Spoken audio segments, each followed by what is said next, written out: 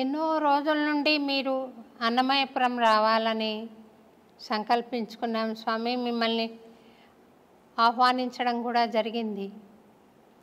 అదెందుకో ఈరోజు పరమ పవిత్రమైన శ్రావణ మాసంలో మీరు అమ్మవారి స్వరూపంగా దయచేశారు. చాలా సంతోషంగా ఉంది స్వామి. ఈ మీ రాకలో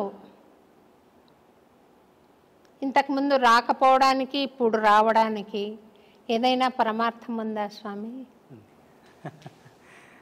పరమార్థం భగవతేచ్ఛ.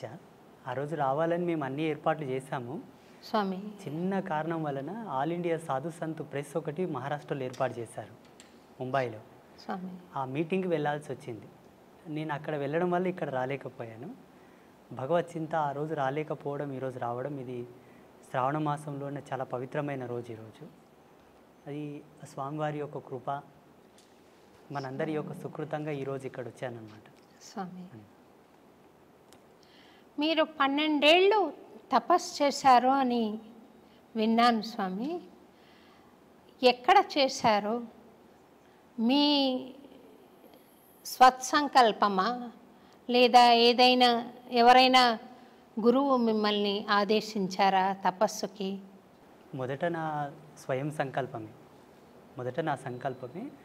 మా గురువుగారి యొక్క సపోర్ట్ నాకు బాగా తోడైంది. వారు నాకు ఇచ్చిన శక్తిపాత దీక్ష, మంత్రోపదేశ మహిమ, ఆ మంత్రం యొక్క జపశక్తి అనేది నన్ను సంకల్పము దృఢంగా నిలబడేటట్టుగా చేసి 2011లో మా ఆశ్రమానికి వచ్చి, బిజ్వార గ్రామానికి వచ్చి, అక్కడే సుస్థిరంగానే ఇన్నేళ్ళు తపస్సు చేస్తూ ఇప్పటికి కూడా అదే అనుష్ఠానంలోనే, అదే తపస్సులోనే ఉన్నాను. ఇప్పుడు జనబాహుల్యంలోకి రావడానికి గల కారణం ఏంటంటే, కొంతమంది పెద్దలు, కొంతమంది ప్రముఖులు నన్ను చెప్పారనమాట. అయ్యా, మీరు అక్కడ అనుష్ఠానానికే పరిమితం అయితే ఎట్లాగా, తిరగండి, జనాల లోపలికి తిరగండి, జ్ఞాన ప్రచారం చేయండి, ధర్మ ప్రచారం చేయండి అని వాళ్ళు మహాత్ములే, చాలా గొప్ప గొప్ప వాళ్ళే నన్ను ప్రేరేపించారు. జేర్ స్వామి కూడా నన్ను ప్రేరేపించారు. చిలుకూరు బాలాజీ రంగరాజన్ స్వామీజీ కూడా నన్ను ప్రేరేపించారు. వాళ్ళ యొక్క ప్రేరణాత్మకంగానే జనబాహుల్యంలోకి రావడం జరిగింది. నాకు ఇక్కడ అంటే జనబాహుల్యంలోకి రావాలి, ఇలా మాట్లాడాలని ఇష్టం లేదు. ఎప్పటికీ వైరాగ్య చింతనలోనే, అజ్ఞాతంలోనే ఉండాలన్నదే నా సంకల్పం. ఇప్పటికీ కారులో కూర్చున్నానంటే అట్లాగే వెళ్ళిపోతాను మైకం లోపలికి. లొకేషన్ వచ్చింది, డ్రైవర్ లేపితే తప్ప లేవను. ఆ వైరాగ్య చింతన ఇంకా పోలేదు నా నుంచి. సుదీర్ఘంగా మా స్వగ్రామంలోనే అనుష్ఠానంలో ఉన్నాను నేను. మీ గురువుగారి పేరు చెప్తారా స్వామి ఒకసారి? తప్పకుండా. మనకందరికి సుపరిచితమైనటువంటి పండరిపుర క్షేత్రం, సంత్ రాజారాం కైకాడి మహారాజ్, పండరిపురంలోనే ఒక ప్రసిద్ధమైనటువంటి పీఠం వాళ్ళది ఉన్నది. అవును స్వామి. చాలా గొప్ప పరంపర వాళ్ళది. వాళ్ళు అవధూతలు. మా గురువుగారు అవధూత. వారి చేతనే దీక్షాగ్రహణము, మంత్రోపదేశ సంస్కారం అంతయు వారి చేతనే అయింది నాకు. స్వామి, నేను ఈ ప్రశ్న అడగచ్చో లేదు, మీరు అవధూత స్థాయికి చేరుకున్నారనుకుంటున్నాను. చాలా సంతోషం.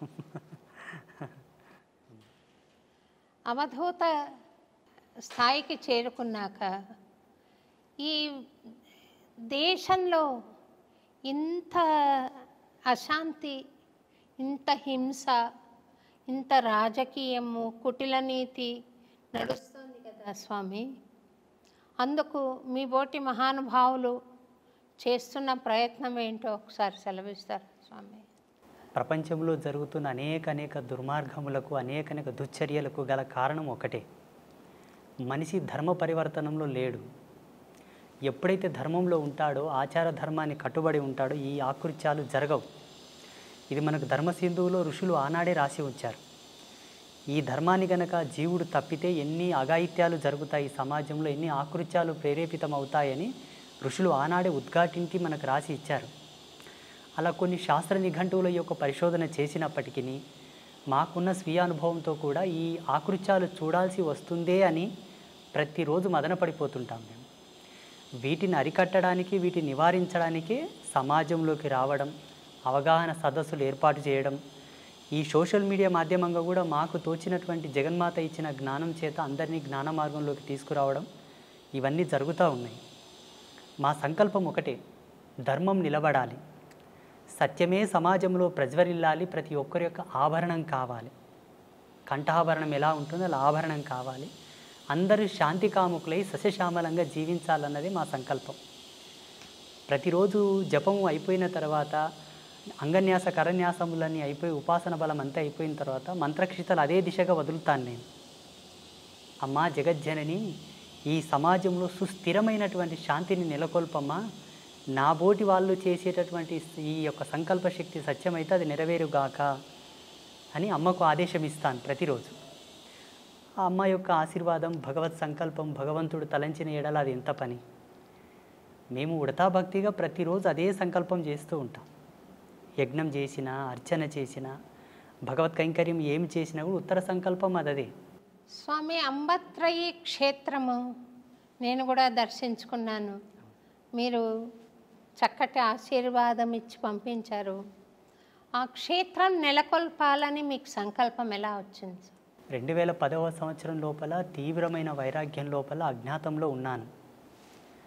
అప్పుడు జగదంబ యొక్క ప్రేరణ మేరకు ఒక దర్శనం వచ్చింది నాకు.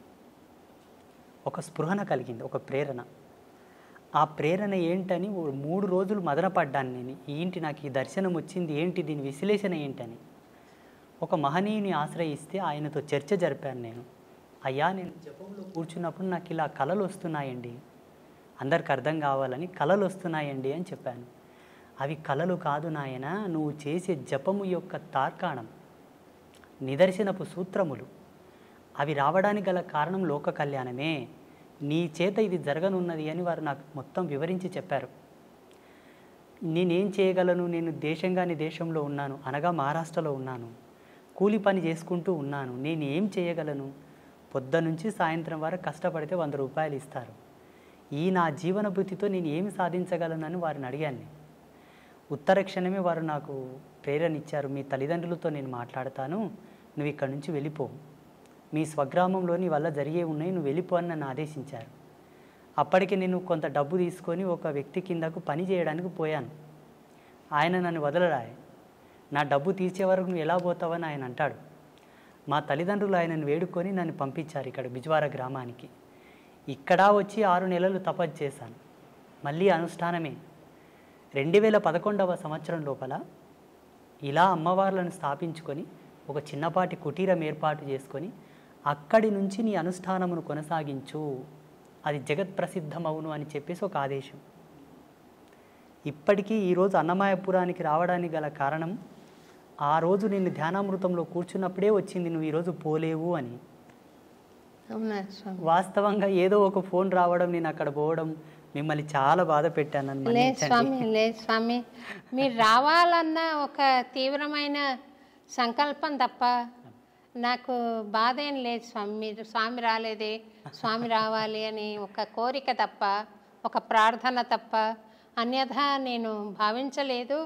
మీ జ్ఞానం నాకు తెలుసు, మీ స్థాయి నాకు అంతో ఇంతో దర్శనం అవుతోంది స్వామి.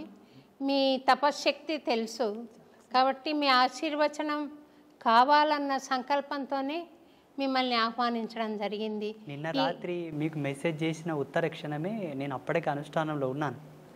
మీకు ఒక మెసేజ్ చేసిన తర్వాత కూడా అమ్మతో కాస్త కళ్ళు మూసుకొని మా యొక్క సంభాషణ జరిగింది. మీరు అక్కడికి వెళ్ళడానికి గల బలమైన కారణం ఒకటి ఉన్నది. భగవంతుడు అన్ని విధాలా ఒకరిని పరిపూర్ణుడు చేయడానికి కొన్ని సంకల్పాలు ఇస్తాడు. ఆ సంకల్పానికి నాందియే మీరు అన్నమయపురం వెళ్ళడం నాన్న, నువ్వు వెళ్ళాలి అని చెప్పారు. అక్కడ స్టార్ట్ అయిన ప్రయాణం ఇక్కడనే ఆగింది. సంతోషం స్వామి. అమ్మవారు మీకు ఇక్కడికి రావడానికి మీకు పర్మిషన్ ఇవ్వడానికి కారణం చెప్పారు స్వామి. పరిపూర్ణత్వం సిద్ధించడానికి మీరు దయచేయాలి అని. మరి అందుకు మీరు రావడం ఒకటేనా, ఇంకేదైనా సెలవిస్తారా స్వామి? తప్పకుండా. నేను రాత్రిలోనే అమ్మతో కొంత కుశల ప్రశ్నలు సలిపానమాట. సంగీత సాహిత్య వాగ్గేయ ధర్మం లోపల ఉండేటటువంటి కొన్ని కళలు, ఆ ప్రత్యేకతలు వారిలో ఉన్నాయి నాయన. వారు సారస్వతమైనటువంటి ధర్మంలోనే జన్మించారు. వారి యొక్క అనుగ్రహ ప్రేరణాత్మకమై మీరు వెళుతున్నట్టే. నువ్వు వెళ్ళటం లేదు, నీ వెంబడే ఛాయారూపకంగా నేను వస్తున్నాను, ఆ ఆదర్శ దంపతులను పావనం గల చేసి నా మాటగా వాళ్ళకి ఆశీర్వచనం మొసంగిరండి అని చెప్పారు కాబట్టి నేను వచ్చాను ఒక దూతగా. సంతోషం. ఆ ముగ్గురమ్మల యొక్క దూతగా వచ్చాను.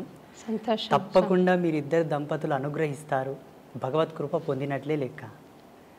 మీరు అన్నారు స్వామి మీరు అవధూత తత్వంలో ఉన్నానన్నారు, అది మీ మనస్సు. ఆ తత్వంలో నేనుంటే ఆ జగదంబ మిమ్మల్ని తప్పకుండా పావనం చేస్తుంది. స్వామి